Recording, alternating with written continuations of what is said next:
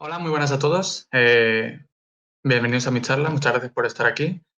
Hoy vamos a hablar de microfrontends. El título es Microfrontends, Welcome to the Revolution. Y tal vez os preguntaréis que por qué los llamo revolución cuando es algo que lleva haciéndose bastante tiempo. Bueno, un par de años al menos, y ya ha habido charlas sobre ello. Pero yo creo que son muy pocas las empresas que han dedicado el tiempo a día de hoy a moverse a este tipo de arquitectura. Y hoy voy a hablar un poquito de algunas ventajas, algunos ejemplos y del ejemplo en la última empresa en la que he estado, cómo hemos hecho esta transición. Pero vamos a empezar por el principio. Mi nombre es Ángel Paredes y a día de hoy soy Tech Lead en PayPal.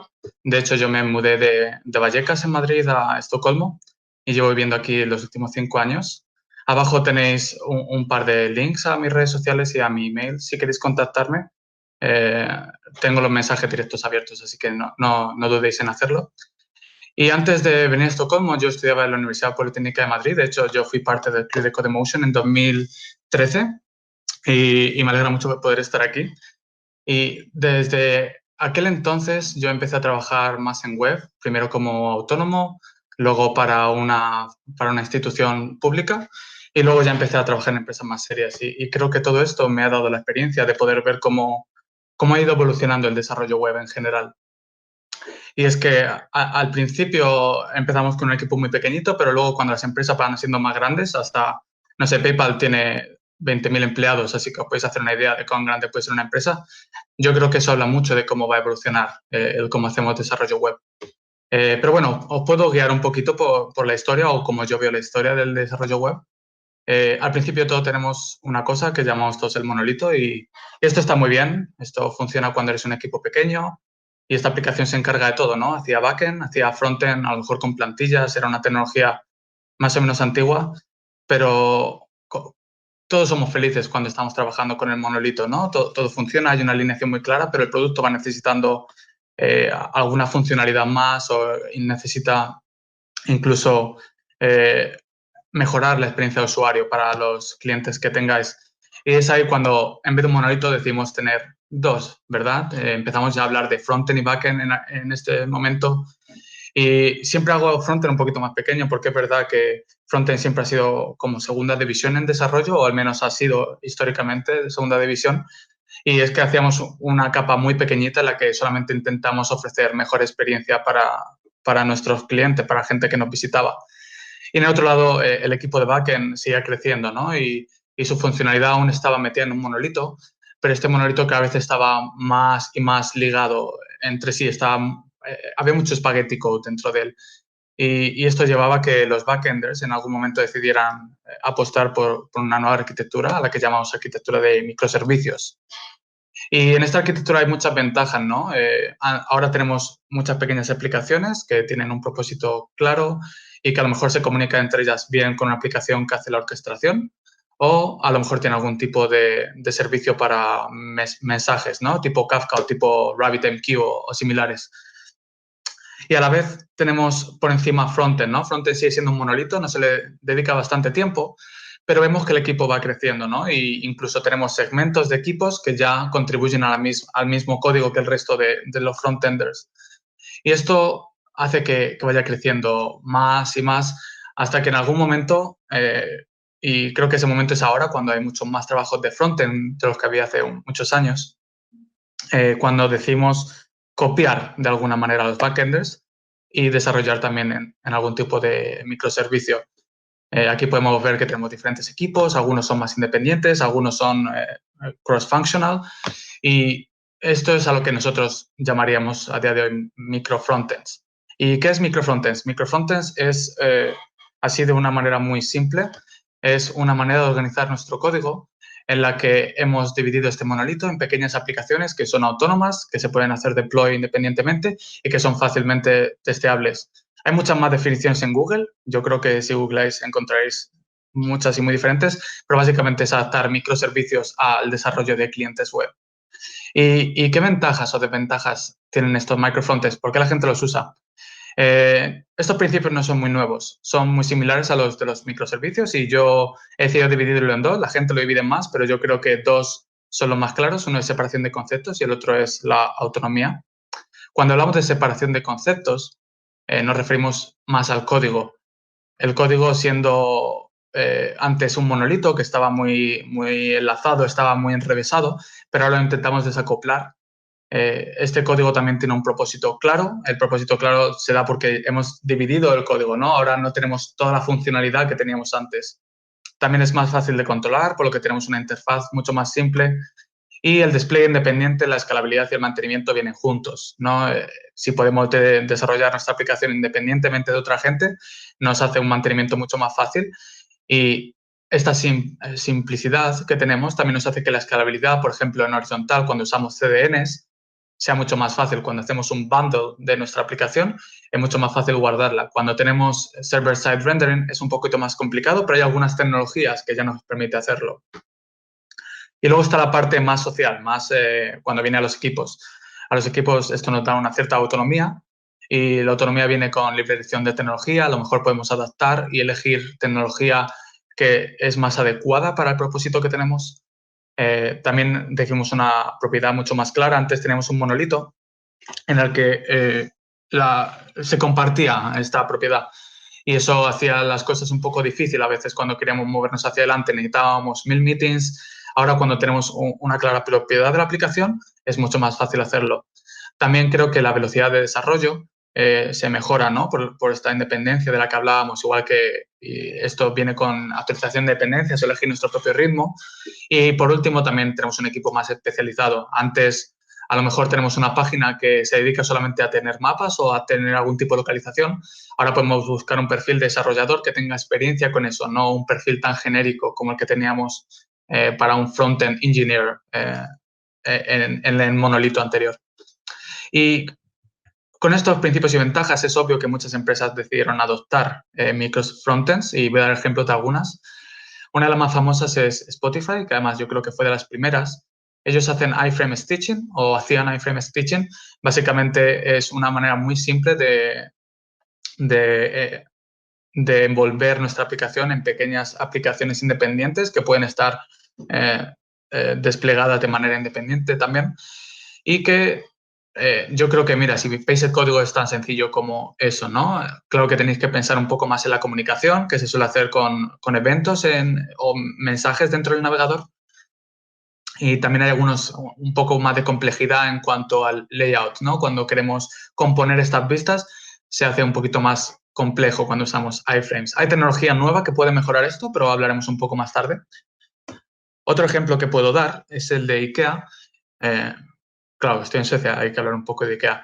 Que empezaron a usar tecnología Edge Side Includes, no fueron los primeros, ¿no? Hay otras compañías que también lo usan, pero básicamente Edge Side Includes es una tecnología, es un lenguaje XML, HTML, que básicamente extiende HTML con alguna etiqueta más que permite a estos nodos extremos, de ahí el nombre Edge Side, que es el último nodo antes de pasar la imagen a nuestros clientes, se encarga de renderizar esta etiqueta SE include que podéis ver en el código, y eso lo que se va a encargar es de componer toda la aplicación o todos los componentes llamando a las diferentes fuentes que tengamos.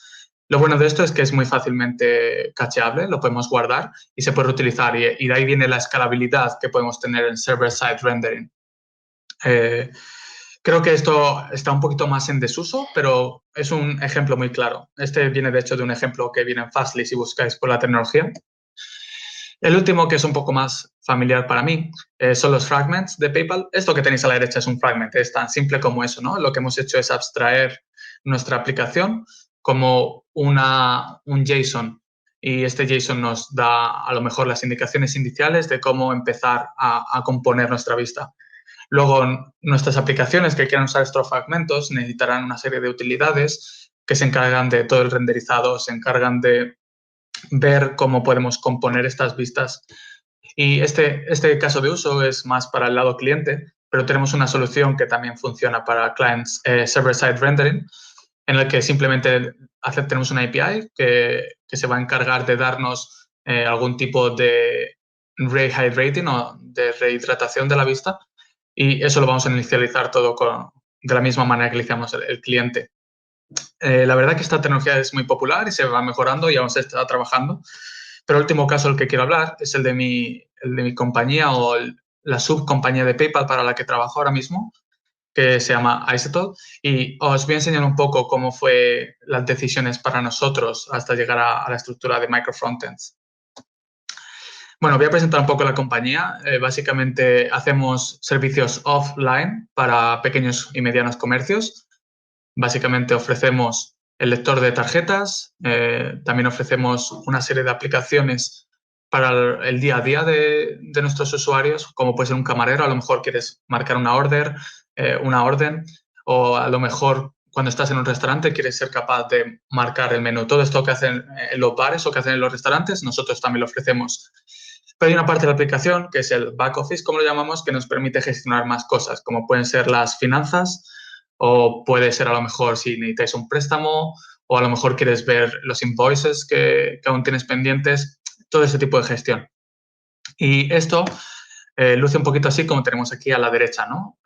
Esta es la más actual, antes era un poquito diferente, pero podemos ver que tenemos una página principal y tenemos un menú a la izquierda. Cada elemento del menú es una página diferente y esto es lo que es una división por producto. Lo más seguro es que cada link que tenemos en ese menú lo gestione un equipo diferente, tenga un producto owner diferente y tengan un ritmo de trabajo diferente. Otra ventaja más es que tenemos un stack similar. La mayoría trabajamos con React, pero lo hacemos de diferentes maneras. Algunos usamos GraphQL en él, otros usan Redux, otros simplemente son tan simples que usan un poquito más context o una manera más reactiva de usar React. Y la última parte que creo que también es importante mencionar, nosotros no renderizamos directamente en cliente, nosotros hacemos un backend para frontend que está en Ruby on Rails y eso es código legado. Y básicamente el primer renderizado viene de Ruby on Rails y luego ya montamos React encima de ello. Y esto por términos de tiempo, ¿no? Como siempre, o de prioridades, al final seguimos teniendo esta capa de legado. Y esto añade a los problemas que tenemos. Los problemas de los que hablamos es, por ejemplo, cuando queremos actualizar dependencias, ¿no? Como cada uno usa una versión diferente, tenemos un ritmo diferente, actualizar dependencias se hace un poquito complicado a veces. Y esto cuando tiene muchos vecinos, la convivencia, bueno, también se complica o puede romper código de otras personas. Limitamos también un poco el stack. Había gente que quería probar otras cosas, tipo Elm, o cuando hicimos una adquisición que trabajaban con Angular, también querían trabajar con Angular, y hemos limitado mucho el cómo usamos estas tecnologías en nuestra aplicación. Y esto ahora mismo... Y esto no será como un gran problema porque puedes hacer multi-page application, que es lo que estamos haciendo a día de hoy, pero nos gustaría poder incluirlo todo en la misma experiencia de usuario para hacerlo mucho más fácil. Y lo último es que tenemos un punto único de fallo. Cuando algo falla en nuestro portal o en nuestro back office, normalmente va a saltar en otro sitio. Es como cuando tapas una fuga de agua y estás esperando por dónde va a salir el otro sitio. Así que esto también es peligroso cuando hablamos del despliegue. Nosotros lo que decidimos al final fue hacerlo por pasos. No teníamos suficiente tiempo. Al principio, cuando yo empecé, éramos 8, pero ahora somos 60. Entonces, coordinar a 60 frontenders se convierte en algo muy difícil. Pero la estrategia que seguimos es, vamos a movernos de single page application o vamos a mover a multiple page application y luego vamos a intentar volver al single page application haciendo algún tipo de stitching entre nuestras aplicaciones. Así que lo primero que hicimos fue intentar dividirlo en módulos lo más posible. Hemos hecho una librería con utilidades para tracking, login, autenticación. A lo mejor queremos algo para los estilos, una librería de componentes. Y todo esto antes estaba dentro de nuestro monolito, era muy fácil de usar. Y si queremos cambiar algo, era muy fácil de testear también. Pero ahora lo hemos extraído y hemos dejado claro que todo el mundo debería utilizar estas librerías en vez de depender de lo suyo propio o intentar compartir lo máximo posible. Y luego tenemos un layout con Web Components. Este layout es a lo que llamo al menú este que tenemos a la izquierda, a la página principal. Luego hay un footer que no se ve en la imagen, pero que también es un Web Component. De hecho, el menú y el footer están hechos en él, cuando el resto de la aplicación están hechos en React. Y lo que hacemos es que cada página pueda tener un mini setup para el back office que usamos. Y esto, como digo, hace que sea multiple page application, pero hemos mejorado tanto nuestra forma de renderizar que casi no se nota para el usuario que hay un refresh en la página, pero sigue habiéndolo. Entonces estamos esperando para el siguiente paso, que sería enlazarlo. Para ver un poco cómo sería esto cuando hablamos de código, arriba tenemos el ejemplo que usaríamos en cada página diferente. Veis Back Office Setup, eso básicamente nos daría este wrapper alrededor, este contenedor sobre nuestra aplicación que nos da todas las utilidades que necesitamos y este look and feel para que todas las páginas sean homogéneas. Y luego debajo tú puedes añadir lo que tú quieras. Tú puedes desarrollar como a ti te gustaría. Claro, estamos limitándolo ahora mismo a React, pero estamos también desarrollando cómo tener este tipo de setup para otras aplicaciones. Abajo tenemos el código de cómo se vería este contenedor por dentro. Más o menos es una abstracción muy simplificada, pero básicamente pasamos unos providers que nos dan un estado y unas utilidades y luego tenemos algunas cosas que orquestan el template o el layout de la aplicación y los estilos los intentamos normalizar y damos unos mínimos estilos que pueden ser utilizados por todos.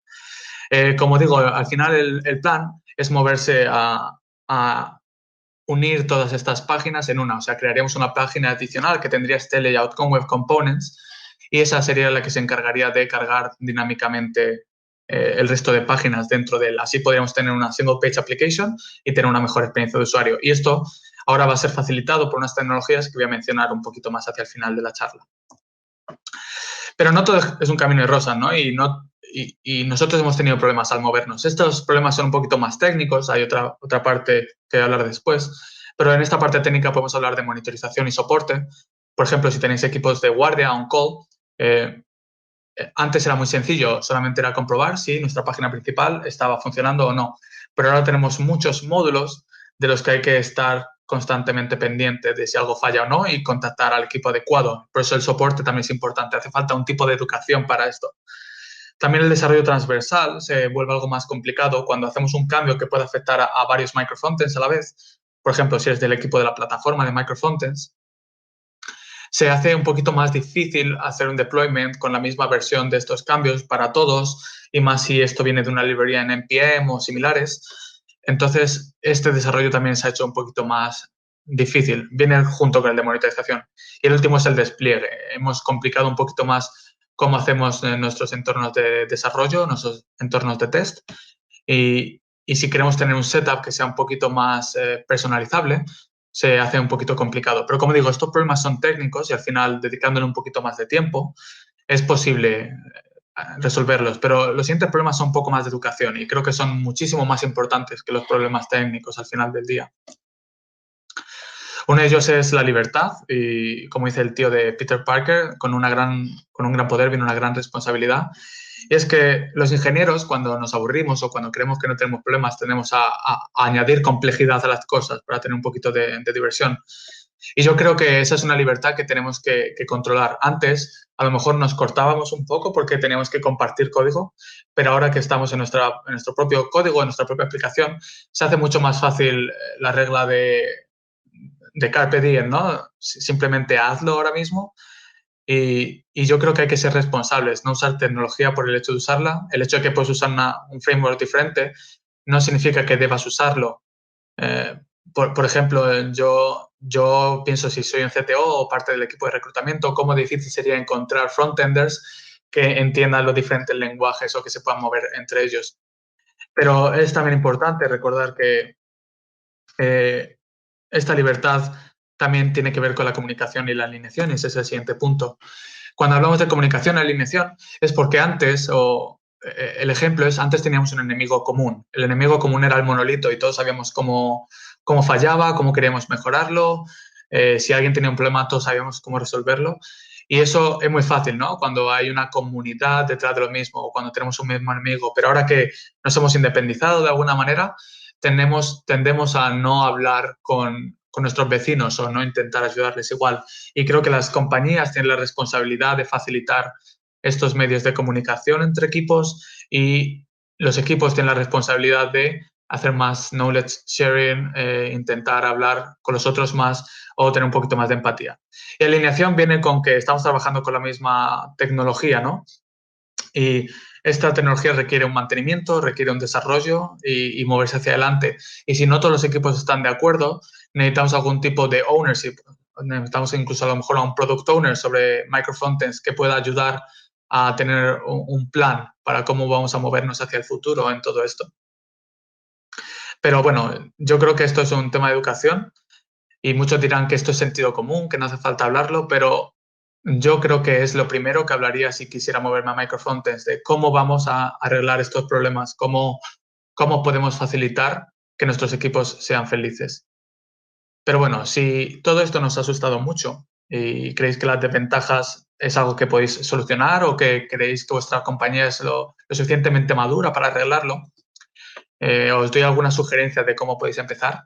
Uno de ellos aquí es Single SPA, que es el más famoso de todos y básicamente nos ayuda a abstraer nuestras aplicaciones en métodos de montaje, desmontaje, inicialización y creo que también de estado, en el que básicamente Single SPA se encarga de la orquestación de que todo funcione según vayamos requiriéndolo, a lo mejor por routes, ¿no? por rutas o enlaces.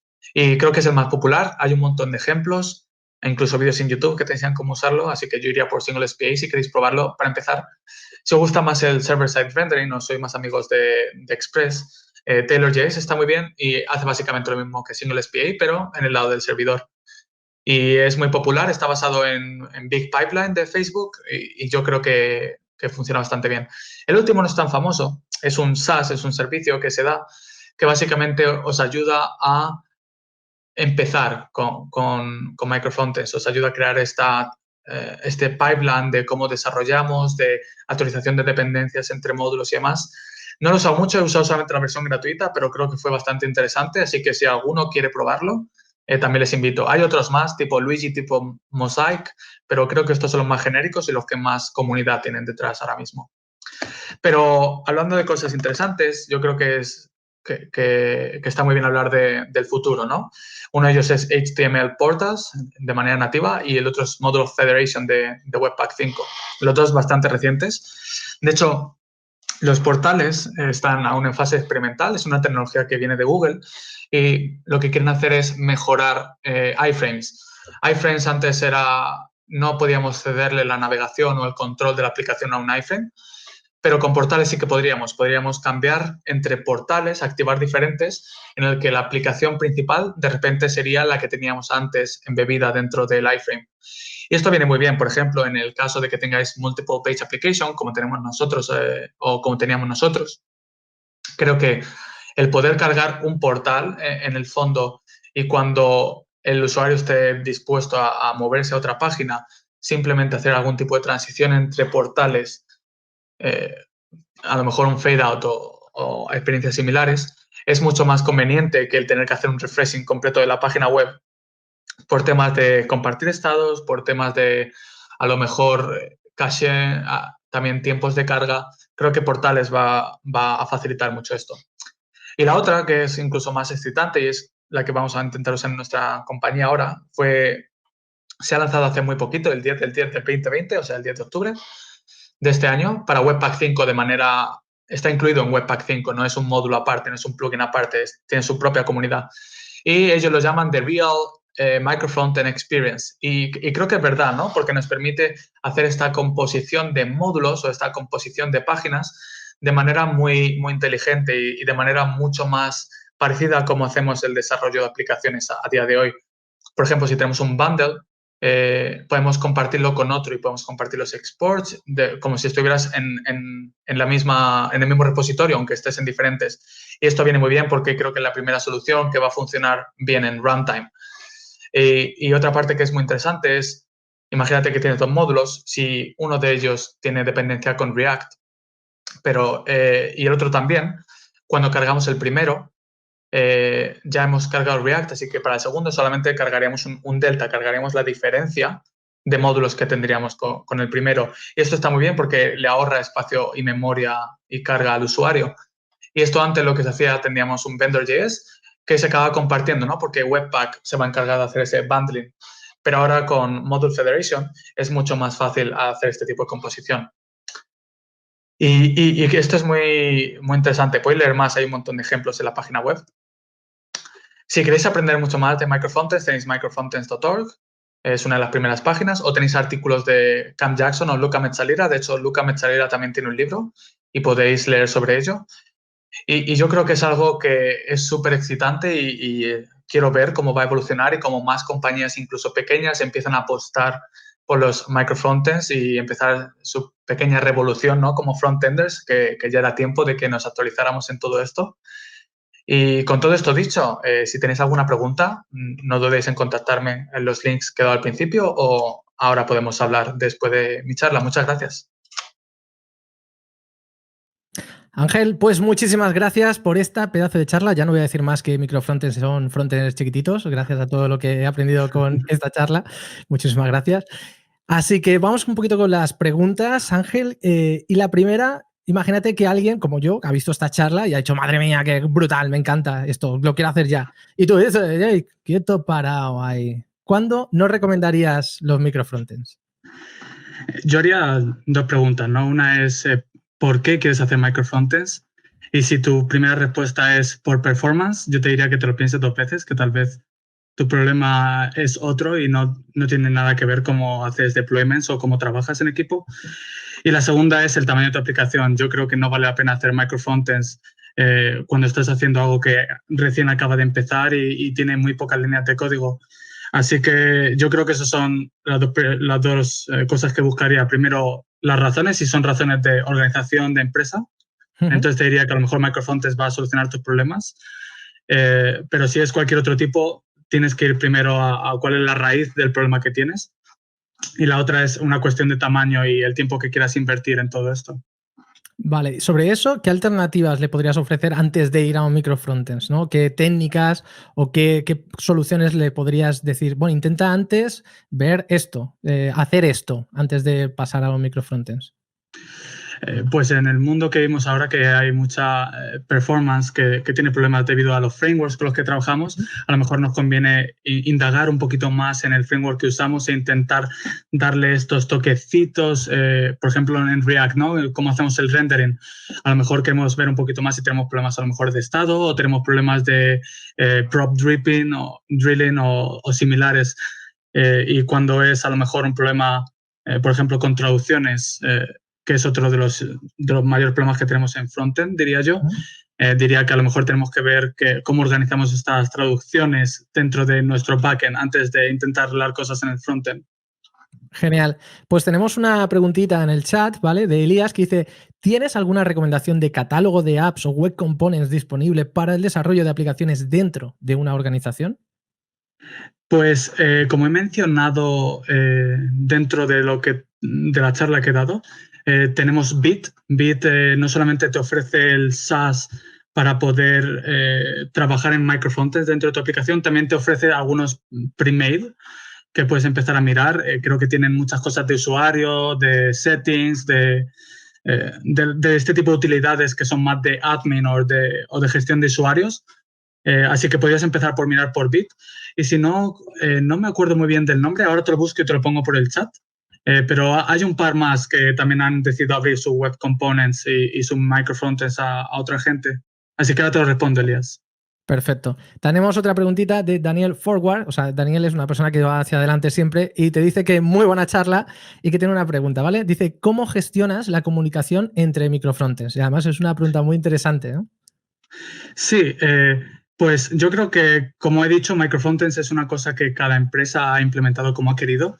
Así que creo que la comunicación entre microfrontends, y creo que te estás refiriendo a una comunicación on runtime, o sea, cuando está la aplicación corriendo en nuestro navegador, creo que una de las maneras que la más normal es por eventos, ¿no? O sea, vamos a empezar a lanzar eventos que nuestros diferentes microfrontends van a intentar escuchar, que es como, por ejemplo, lo hace Spotify, ¿no? Tiene el iframe y se va a comunicar por los eventos de mensajería dentro del navegador. O si no, simplemente puedes hacerlo por el estado. Puedes decir que tu estado es tu sistema de mensajería y que el estado es lo que va a definir cómo nuestro microfrontend tiene que reaccionar. Es un poquito verlo y adaptarlo a tus necesidades y a lo que acabes eligiendo como solución. Vale, buenísimo. O sea, tienes eventos, tendrías un estado que puede ser un Redux, pues algo parecido, ¿no? Suscribirte a esos cambios de estado. Vale, pues has dicho Spotify y me parece muy interesante, ¿no? Porque seguramente fue uno de los primeros que adoptó esto de los microfrontends a través de iframes, ¿no? Pero lo hizo a su forma porque en realidad buscaba estas ventajas de las que hablabas en la charla, ¿no?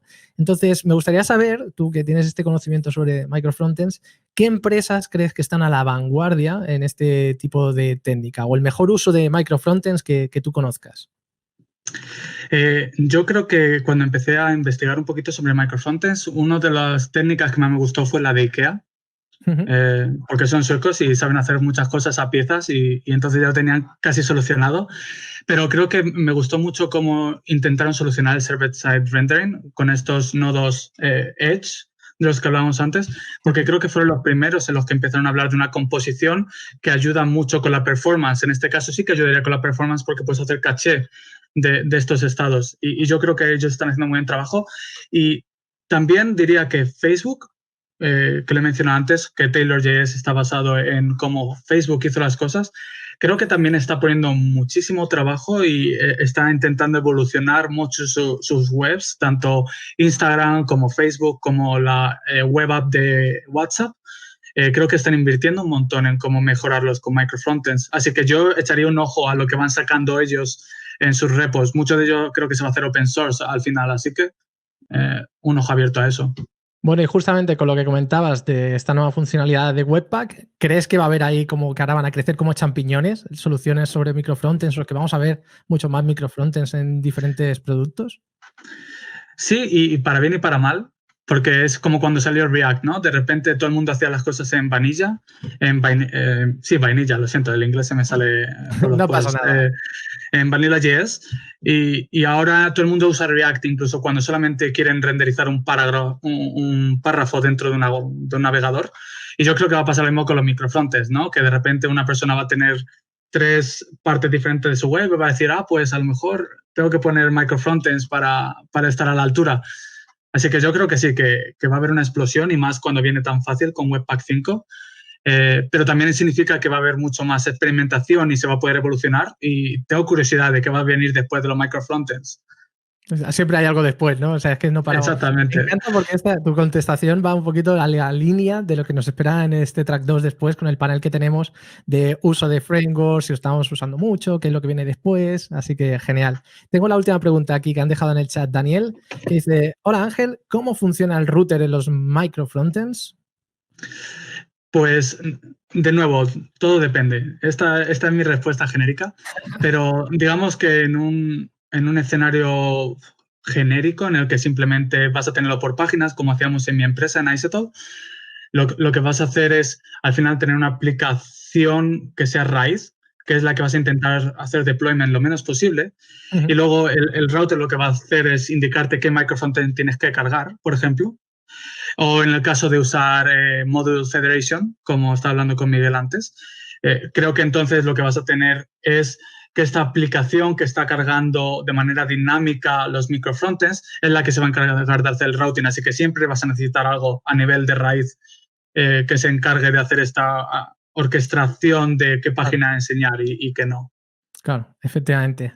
Genial, Ángel. Pues muchísimas gracias. Además, ha contestado un montón ¿A de ti? preguntas. Así ha sido como un concurso, ¿eh? Te las has ido lanzando y tú, pam, pam, pam. Aunque he visto que tenías ahí una respuesta, no, todo depende. Claro, que esa es trampa, ¿no? Porque siempre todo depende. No me Ah, puedes culpar, no me puedes culpar. no te culpo, no te culpo. Pues Ángel, muchísimas gracias por estar aquí A con ti. nosotros un ratito y por las respuestas. Y si a alguien le quedan dudas, pues ya sabe que está Ángel en el chat en Discord para que le podáis hacer sus preguntas y estoy seguro que estará encantadísimo de contestarlas. Muchas Ni lo gracias, Ángel. dudéis. Muchas gracias, Miguel. Hasta luego.